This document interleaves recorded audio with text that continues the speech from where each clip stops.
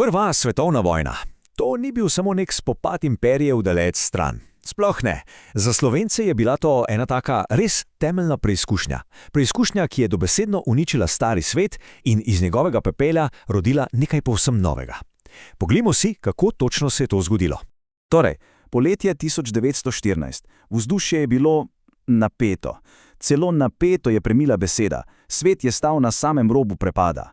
Časopisi so bili polni naslovov, ki so kričali, da je vojna neizogibna. Ampak, veste, eno je brati, drugo pa je doživeti. Le redko kdo si je takrat zares predstavljal, kakšna kataklizma se v resnici pripravlja. In s kakšno samozavestjo so šli v to vojno.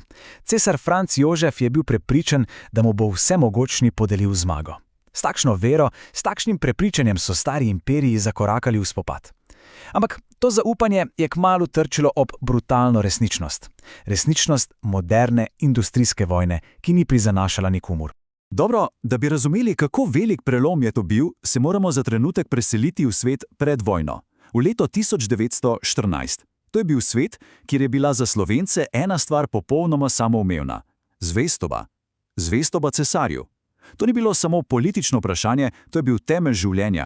In ta zvestoba, veste, ni bila nekaj abstraktnega, nekaj napisanega v knjigah. Ne, Cesar Franc Jožef je vladal več kot 60 let. Cele generacije so zrasle v duhu te lojalnosti do Habsburžanov. Zato, ko je prišel v poklic, so slovenski fantje in možje šli. V prvih mesecih so disciplinirano odhajali na fronto, ker so čutili, da je to njihova dolžnost. Do Cezarja in do domovine. Ampak vojna, v katero so vstopili, ni bila podobna nobeni prej. Sploh ne. To je bilo nekaj povsem novega, nekaj grozljivega. Danes temu rečemo totalna vojna. Spopad, ki je posrkal vase čisto vsak del družbe. Kaj to pravzaprav pomeni, totalna vojna? No, to pomeni, da je meja med frontom in zaledjem, med bojiščem in domom preprosto izginila.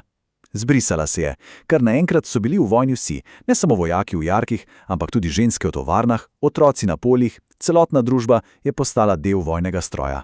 In razsežnosti tega uničenja so bile nepredstavljive. Govorimo o približno 17 milijonih mrtvih po vsej Evropi. 17 milijonov. To je številka, ki si jo je danes res težko zamisliti. In ta globalna katastrofa je imela za Slovence en zelo konkreten, zelo brutalen epicenter. To je bila seveda Soška fronta, frontna črta, ki je zarezala naravno skozi slovensko ozemlje. Samo tam, na tistih hribih in v tistih dolinah, je bilo ubitih ali ranjenih okoli 300 tisoč vojakov. Grozljivo. Kaj pa civilisti? Tisti, ki niso nosili uniforme. Zanje ni bilo nič lažje. Vojna je pomenila, da so morali zapustiti svoje domove. Postali so begunci. Življenje v taboriščih, lakota, bolezni, nenehen strah. To je postala nova realnost.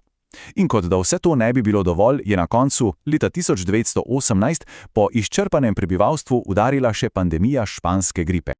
In vse to trpljenje, neusmiljeno trpljenje, tako na fronti kot doma, je moralo pustiti posledice. In jih je. Skupaj z zelo ostrim represivnim odzivom države je začelo počasi, a vztrajno najedati tisto stoletja staro vez. Vez zvestobe do cesarja in monarhije. Ta premik v razmišljanju je res neverjeten, če pogledamo primerjavo. Leta 1914. Lojalnost, disciplina, upanje na hitro zmago, vera v cesarja. In 4 leta kasneje, 1918. Upor, razpad, popolna izčrpanost in obup. V samo 4 letih se je svet obrnil na glavo. Seveda, tak zlom morale se ne zgodi kar čez noč. To je bil proces.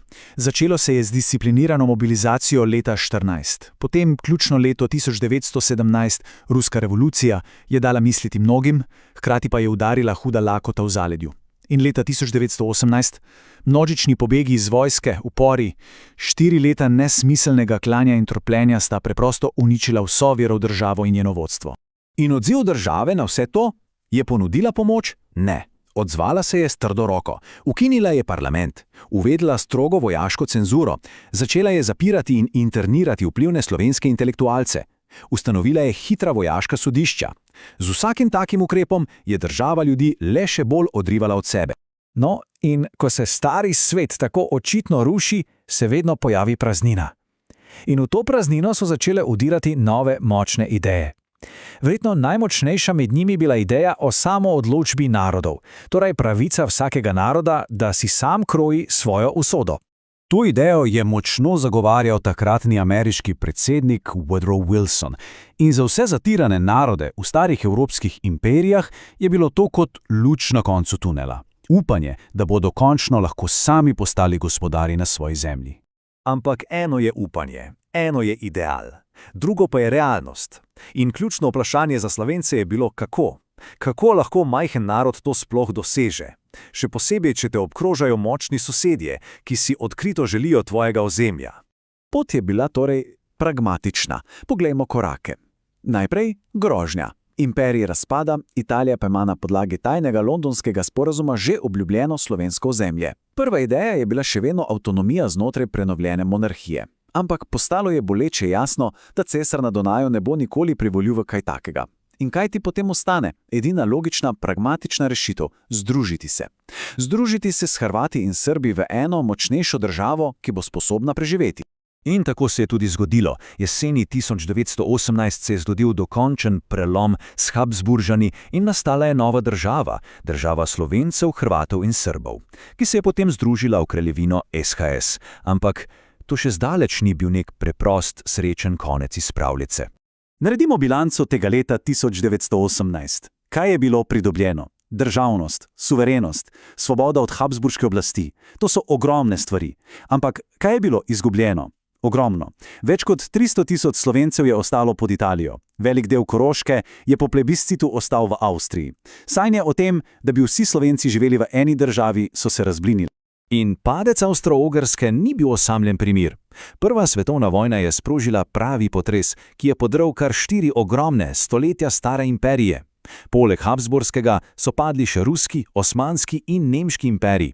Stari svet je v nekaj mesecih dobesedno izginil.